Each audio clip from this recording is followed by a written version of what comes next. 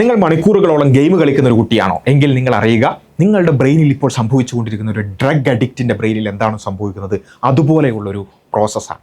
ഇത് പല ആളുകളും ശ്രദ്ധിക്കാത്തൊരു കാര്യമാണ്. ഗെയിം കളിക്കുക അല്ലേ, ഗെയിം കളിക്കുമ്പോൾ നമ്മളെന്താ വിചാരിക്കുക, ജസ്റ്റ് വളരെ സിമ്പിൾ അല്ലേ, വേറെ പ്രശ്നങ്ങളൊന്നും ഇല്ലല്ലോ, നമ്മുടെ ഒരു ഹോബി ചെയ്യല്ലേ എന്നുള്ളതാണ് പല ആളുകളും വിചാരിക്കുന്നത്. പക്ഷേ ഇതിനു പിന്നിൽ കുറച്ച് പ്രശ്നങ്ങളുണ്ട് അല്ലേ. അതുകൊണ്ടാണ് ഈവൻ അമേരിക്കൻ സൈക്കാട്രിക് അസോസിയേഷനും അല്ലെങ്കിൽ വേൾഡ് ഹെൽത്ത് ഓർഗനൈസേഷനും അടക്കം ഗെയിമുമായി ബന്ധപ്പെട്ടുകൊണ്ടുള്ള ഇത്തരം കാര്യങ്ങൾ ഒരു പരിധിന് അപ്പുറത്തേക്ക് പോകുമ്പോൾ അത് ഡിസോർഡറായിട്ട് വരെ എണ്ണുന്ന അവസ്ഥയിലേക്ക് ലോകം മാറാൻ കാരണം ഇതുകൊണ്ട് വേറെ കുറേ പ്രശ്നങ്ങൾ സംഭവിക്കുന്നത് കൊണ്ടാണ്. അതുകൊണ്ട് നമ്മൾ ആദ്യം മനസ്സിലാക്കേണ്ടത്, ഓക്കെ, ഞാൻ പറയുന്നത് കംപ്ലീറ്റ് ഒരു നിലക്കുള്ള ഒരു ഗെയിമും പാടില്ല എന്നുള്ളതൊന്നുമല്ല, മറിച്ച് നമ്മുടെ ബ്രെയിനിനെ ഇത് എഫക്റ്റ് ചെയ്യുന്ന ചില രൂപങ്ങൾ നമ്മൾ മനസ്സിലാക്കി ചില ഗെയിമുകൾ കംപ്ലീറ്റ് ഒഴിവാക്കേണ്ടതുണ്ടാവും, ചിലത് നമ്മൾ കൺട്രോൾ ചെയ്ത് കളിക്കേണ്ടതുണ്ടാവും അല്ലേ. അപ്പോൾ അത് മനസ്സിലാക്കണമെങ്കിൽ ഞാൻ ഏതെങ്കിലും ഗെയിമുകളുടെ പേര് പറയാമെന്നുള്ളതിനപ്പുറത്ത് എന്താണ് നടക്കുന്നത് എന്നുള്ളത് നമ്മൾ മനസ്സിലാക്കുക. ഓക്കെ, നമ്മുടെ ബ്രെയിന് വർക്ക് ചെയ്യുന്നത് നമുക്കെല്ലാവർക്കും എന്താ ഇഷ്ടം, നമുക്കെല്ലാവർക്കും പ്ലഷർ ഇഷ്ടമാണ് അല്ലേ. നമുക്കൊരു സുഖം കിട്ടുക അല്ലെങ്കിൽ സന്തോഷം ഉണ്ടാവുക എന്ന് പറയുന്നത് എല്ലാവർക്കും ഇഷ്ടമാണ്.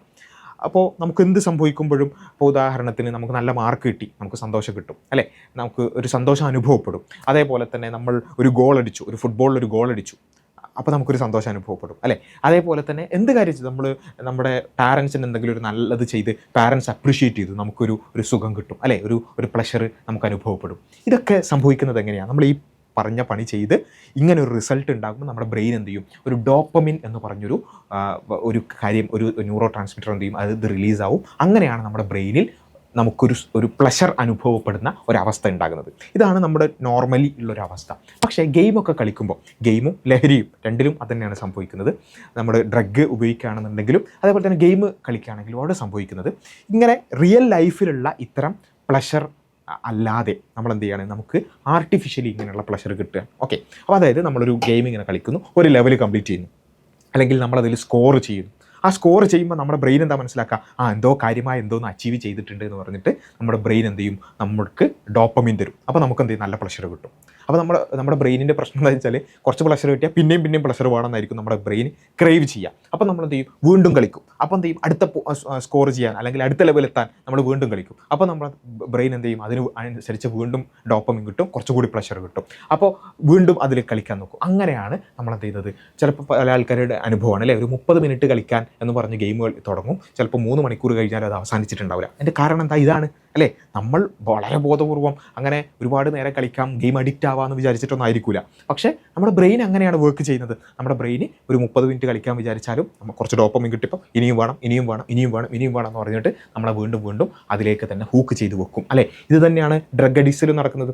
ആരും ഒറ്റടിക്ക് ഞാനിതാ കഞ്ചാവ് അഡിക്റ്റ് ആവുന്നു, അല്ലെങ്കിൽ MDMA അഡിക്റ്റ് ആവുന്നു, ലഹരി അഡിക്റ്റ് ആവുന്നു എന്ന് പറഞ്ഞിട്ടല്ല തുടങ്ങുക അല്ലേ. ജസ്റ്റ് ഒന്ന് ട്രൈ ചെയ്യാമെന്ന് പറഞ്ഞ് തുടങ്ങും, പിന്നെ അപ്പം ഡോപ്പമിൻ കിട്ടും, അപ്പോൾ വീണ്ടും ട്രൈ ചെയ്യും, പിന്നെ അതിൻ്റെ അഡിക്റ്റായി മാറുന്നൊരവസ്ഥ. ഈ ഒരു ബ്രെയിനിൻ്റെ കളി നമ്മൾ മനസ്സിലാക്കിയാലാണ് നമുക്കിത് മനസ്സിലാക്കിക്കൊണ്ടത് തടയാൻ സാധിക്കുക എന്നുള്ളതാണ്. രണ്ടാമത്തൊരു കാര്യം, ഇങ്ങനെ കിട്ടിയാലുള്ള പ്രശ്നം. അപ്പോൾ അങ്ങനെയാണെങ്കിൽ നിങ്ങൾ ചോദ്യം ചോദിക്കട്ടെ, ഇപ്പം എന്തായാലും വെക്കേഷനിൽ വേറെ പണിയൊന്നുമില്ലല്ലോ, എന്നാലും ഈ ഇങ്ങനെ കുറച്ച് പ്ലഷർ കിട്ടി, കുറച്ച് ഡോപ്പമിൻ കിട്ടി എന്നുള്ളതുകൊണ്ട് എന്താ പ്രശ്നം? 2 പ്രശ്നങ്ങളാണുള്ളത്. ഒന്നാമത്തത്, നിങ്ങൾ അതിൻ്റെ അഡിക്ഷൻ ലൂപ്പിലേക്ക് കടന്നാൽ അല്ലെങ്കിൽ ഒരു പരിധിനപ്പുറത്തേക്ക് എത്തിയാൽ പിന്നെ നിങ്ങൾക്കിത് കൺട്രോൾ ചെയ്യാൻ പറ്റില്ല. പിന്നെ സ്കൂൾ തുറന്നാലും നിങ്ങൾക്ക് എന്ത് ചെയ്യാൻ പറ്റില്ല, പഠനത്തിലേക്കോ മറ്റു കാര്യത്തിലേക്കോ കോൺസെൻട്രേറ്റ് ചെയ്യാൻ പറ്റില്ല. നിങ്ങൾ ഇതിൽ അഡിക്റ്റഡ് ആയി പോകും. അതൊരു കാര്യം.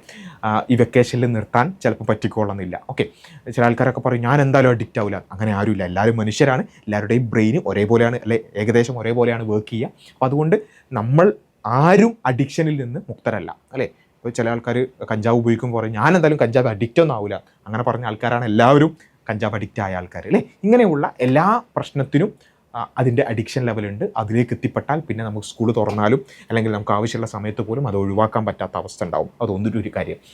രണ്ടാമത്തെ കാര്യം എന്താണെന്ന് വെച്ചാൽ, ഇങ്ങനെ പ്ലഷർ കിട്ടിക്കൊണ്ടിരുന്നാൽ നമ്മുടെ റിയൽ ലൈഫ് പ്ലഷറിന് വേണ്ടി വർക്ക് ചെയ്യാൻ നമുക്ക് പറ്റില്ല. ഇതാണ് ഏറ്റവും പ്രധാനപ്പെട്ട ഒരു കാര്യം. അതായത് നമുക്കിപ്പം ഒരു ലെവൽ കംപ്ലീറ്റ് ചെയ്താൽ കുറച്ച് ഡോപ്പമിൻ കിട്ടുന്നുണ്ട്. അപ്പോൾ നമ്മളെന്താ ചെയ്യുക, നമ്മുടെ ബ്രെയിന് അത് നമ്മൾ ഇന്നിങ്ങനെ കളിച്ചാൽ മതിയല്ലോ അല്ലേ, ഗെയിം കളിച്ചാൽ നമുക്ക് ആ ഡോപ്പമിൻ കിട്ടും. അപ്പോൾ നമ്മുടെ ബ്രെയിന് ആ രൂപത്തിൽ ഡോപ്പമിൻ കിട്ടാനാണ് ട്രൈ ചെയ്യുക.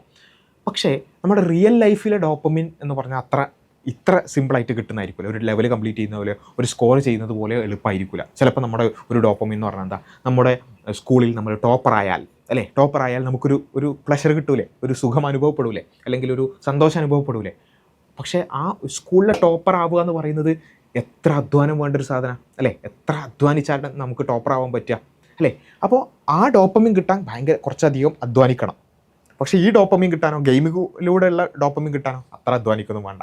അപ്പോൾ നമ്മുടെ brain always choose easy paths. Brain എപ്പോഴും ഈ സിമ്പിളായിട്ട് ഡോപ്പമിൻ കിട്ടാനുള്ള ഈ പണി ചെയ്യുക, അല്ലേ? അപ്പോൾ ഇനി വേറൊരു ഡോപ്പമിൻ നമ്മൾ വിചാരിക്കുകയാണ് നമ്മുടെ കരിയർ പാത്തുകൾ, അല്ലേ? ഞാൻ ഇപ്പോൾ 8ാം ക്ലാസ്സിൽ പഠിക്കുന്ന കുട്ടിയാണെന്ന് വിചാരിക്കുക. ഞാൻ +2 കഴിഞ്ഞിട്ട് എൻട്രൻസ് എഴുതിയിട്ട് നല്ല റാങ്ക് വാങ്ങും, എന്നിട്ട് ഗവൺമെൻറ് മെഡിക്കൽ കോളേജിൽ അഡ്മിഷൻ കിട്ടും, അല്ലെങ്കിൽ എനിക്ക് IITയിൽ അഡ്മിഷൻ കിട്ടണം, അല്ലെങ്കിൽ ഡൽഹി യൂണിവേഴ്സിറ്റിയിൽ പോയി പഠിക്കണം. ഇങ്ങനെയുള്ള കുറേ ഡ്രീംസൊക്കെ പല ആളുകൾക്കും ഉണ്ടാവും. പക്ഷേ നിങ്ങളൊന്ന് ആലോചിച്ച് നോക്കാം, 8ാം ക്ലാസ്സിലെ കുട്ടിക്ക് എപ്പോഴാണ് മെഡിക്കൽ എൻട്രൻസ് എഴുതാൻ പറ്റുക? 8, 9, 10, +1, +2 5 കൊല്ലം കഴിഞ്ഞിട്ടാണ്, അല്ലേ? 5 കൊല്ലം കഴിഞ്ഞിട്ട് നേടേണ്ടുന്ന ആ ഒരു എൻട്രൻസിൻ്റെ റാങ്കിന് വേണ്ടി ഇവൻ ഇപ്പോഴേ വർക്ക് ചെയ്യണം, അല്ലേ? എന്ന് വെച്ചാൽ ഇവൻ്റെ ഈ ഡോപ്പമിൻ കിട്ടുന്നത് എപ്പോഴാണ്? 5 years later, അല്ലേ? 5 വർഷം കഴിഞ്ഞിട്ടാണ് ഈ ഡോപ്പമിൻ കിട്ടുക. പക്ഷേ ഇങ്ങനൊരു ഗോൾ സെറ്റ് ചെയ്ത് വെച്ചൊരു കുട്ടിയുണ്ടെന്ന് വിചാരിക്കുക. അവന് 5 വർഷം കഴിഞ്ഞിട്ട് കിട്ടുന്ന ഡോപ്പമിന് വേണ്ടി ഇങ്ങനെ വർക്ക് ചെയ്യണം. മറുഭാഗത്തോ ഇപ്പുറത്തെ ഭാഗത്ത് എന്താ ഉള്ളത്? ഗെയിം കളിച്ചാൽ ഒരു 2 ലെവൽ കഴിഞ്ഞാൽ ആ ഡോപ്പമിൻ കിട്ടുന്നുണ്ടെങ്കിലോ, അപ്പോൾ നമ്മുടെ ബ്രെയിൻ എന്ത് ചെയ്യും? It will choose easy path, അല്ലേ? ആ ഈസി പാത്തിലേക്ക് പോയിട്ട് ഗെയിം കളിച്ച് കുത്തിരിക്കും. അപ്പോൾ നമ്മൾ ഗെയിം കളിക്കുമ്പോഴും ചിലപ്പോൾ ഓർമ്മ വരും, എന്നാലും എനിക്ക് നല്ലോണം പഠിക്കണമല്ലോ, എൻട്രൻസിനൊക്കെ റാങ്ക് വാങ്ങാനുള്ളതല്ലേ എന്ന് വിചാരിക്കും. പക്ഷേ ബ്രെയിൻ പറയേ അതിലൊന്നും വലിയ കാര്യമില്ല, കാരണം ഇതാ ഇത്ര സിമ്പിളായിട്ട് ഡോപ്പമിൻ കിട്ടുന്നുണ്ട്, വെറുതെ എന്തിനാ അത്രയും കഷ്ടപ്പെട്ട് പണിയെടുക്കുന്നത് എന്ന് നമ്മുടെ ബ്രെയിൻ നമ്മളോട് നേരിട്ട് പറയാതെ നമ്മളോട് എന്ത് ചെയ്യും? ആ രൂപത്തിലാണ് നമ്മുടെ ബ്രെയിനിൻ്റെ സിഗ്നൽസ് വരിക. അപ്പോൾ നമുക്ക് എന്ത് ചെയ്യാൻ പറ്റില്ല? ലോങ് ടേം ഗോൾസിന് വേണ്ടി ട്രൈ ചെയ്യാൻ പറ്റില്ല. ഇത് വലിയ പ്രശ്നമാണ്. എന്ന് വെച്ചാൽ ഇങ്ങനെ ഗെയിം അഡിക്ട്സ് ആയ അല്ലെങ്കിൽ ഡ്രഗ് അഡിക്ട്സ് ആയ ആളുകൾക്ക് പിന്നെ ലോങ് ടേം ഗോൾസ് പറ്റില്ല. ഇതാണ് ഏറ്റവും പ്രധാനപ്പെട്ട പ്രശ്നം. നിങ്ങൾ ഏതെങ്കിലും ഒരു സമയത്ത് ഗെയിം അഡിക്റ്റോ അല്ലെങ്കിൽ പോൺ അഡിക്റ്റോ അല്ലെങ്കിൽ ഡ്രഗ് അഡിക്റ്റോ ആയിക്കഴിഞ്ഞാൽ പിന്നെ നിങ്ങൾക്ക് ലോങ് ടേം ആയിട്ട് എന്തെങ്കിലും ഒരു ടാർഗറ്റ് വെച്ച് അതിനു വേണ്ടി പ്രവർത്തിക്കാൻ പറ്റാതാവും. അപ്പോൾ നിങ്ങളുടെ പഠനം കൊളാവും, നിങ്ങളുടെ കരിയർ കൊളാവും, നിങ്ങളുടെ ഫാമിലി കൊളാവും, അല്ലേ? ഫാമിലിയിലൊക്കെ നമുക്കിങ്ങനെ ഓരോ സമയത്ത് ഇങ്ങനെ ഗെയിമും കളിച്ച് കുത്തിരിക്കാൻ പറ്റില്ലല്ലോ, അല്ലേ? നമുക്ക് ഫാമിലിയിലൊക്കെ ഓരോ ഗോളുകൾ അച്ചീവ് ചെയ്ത് ഇങ്ങനെ മുന്നോട്ട് പോകും. നമുക്ക് വീട് വെക്കണം, അല്ലേ? നമുക്ക് കല്യാണം കഴിക്കണം, അല്ലെങ്കിൽ നമുക്ക് കുട്ടികൾ ഉണ്ടാവണം, അവരെ സ്കൂളിൽ ചേർത്ത്, ഇങ്ങനെ കുറേ പരിപാടികൾ ഉണ്ടാവും, അല്ലേ? നമ്മുടെയൊക്കെ ലൈഫ് എന്ന് പറഞ്ഞാൽ അങ്ങനെയുള്ള കുറേ കാര്യങ്ങൾ അടങ്ങുന്നതാണ് നമ്മുടെ ലൈഫ് എന്ന് പറയുന്നത്, അല്ലേ? അങ്ങനെയുള്ള ലോങ് ടേം ഗോൾസ് ഒന്നും നമുക്ക് സെറ്റ് ചെയ്യാൻ പറ്റാതാവും. അതിനുവേണ്ടി നമുക്ക് ട്രൈ ചെയ്യാൻ പറ്റാതാവും. നമുക്ക് നല്ല ജോലി ഇല്ലാതാവും, നമുക്ക് നല്ല ഫാമിലി ഇല്ലാതാവും. മൊത്തത്തിൽ നമ്മുടെ ലൈഫ് എന്ന് പറയുന്നത് തന്നെ തീരെ ഒരു ഹാപ്പിനെസ് ഇല്ലാത്ത ഡ്രൈ ആയ അവസ്ഥയിലാവും. എന്തിനു വേണ്ടി? ഈ ചെറിയ കുറച്ച് പ്ലഷറിന് വേണ്ടി. അപ്പോൾ ഈ ചെറിയ പ്ലഷർ ആണോ നമുക്ക് വേണ്ടത്, അല്ല ലോങ് ടേമിലുള്ള ഹാപ്പിനെസ് ആണോ നമുക്ക് വേണ്ടത്? ഇത് നമ്മളെന്ത് ചെയ്യുക? വളരെ ഗൗരവത്തിൽ ആലോചിക്കുക. അതുകൊണ്ട് ഗെയിമിലൊക്കെ കുറച്ചധികം സമയം ചിലവഴിക്കുന്ന ആളുകൾ, പ്രത്യേകിച്ചും ഈ ലെവൽ ഗെയിംസ്, അതേപോലെ തന്നെ കുറച്ചുകൂടി അഗ്രസീവ് ഗെയിംസൊക്കെ കളിക്കുന്ന ആളുകൾ പരമാവധി അത് ഒഴിവാക്കുക. അത് കംപ്ലീറ്റ്ലി ഒഴിവാക്കാൻ പറ്റുന്ന സ്റ്റേജ് ആണെന്നുണ്ടെങ്കിൽ കംപ്ലീറ്റ്ലി തന്നെ ഒഴിവാക്കുക. അതല്ല കുറച്ചധികം സമയം നിങ്ങൾ അതിൽ ഇൻവെസ്റ്റ് ചെയ്യുന്നുണ്ടെങ്കിൽ പതിയെ അതിൻ്റെ സമയം കുറച്ച് വന്നുകൊണ്ട് അത് പരമാവധി ഒഴിവാക്കാൻ പ്രത്യേകം ശ്രദ്ധിക്കുക. പാരൻസ് ഈ കാര്യത്തിൽ, മക്കളുടെ കാര്യത്തിൽ പ്രത്യേകം ശ്രദ്ധ കൊടുക്കുക. കാരണം ഈ ഒരു വെക്കേഷനോടുകൂടി നമ്മുടെ എല്ലാം ജീവിതം തന്നെ പിന്നെ ഒരു ലക്ഷ്യമില്ലാത്തൊരവസ്ഥയിലേക്കാകുന്ന ഒരു അവസ്ഥ ഉണ്ടാകരുത് എന്നുള്ളത് കൊണ്ടാണ്. അപ്പോൾ ആ കാര്യങ്ങൾ എല്ലാവരും ശ്രദ്ധിക്കുക. നല്ലൊരു വെക്കേഷൻ, നല്ല പ്രൊഡക്റ്റീവായി ഒരുപാട് കാര്യങ്ങൾ ചെയ്യാൻ പറ്റുന്ന ഒരു വെക്കേഷൻ നമുക്കുണ്ടാകട്ടെ എന്ന് ആശംസിക്കുക.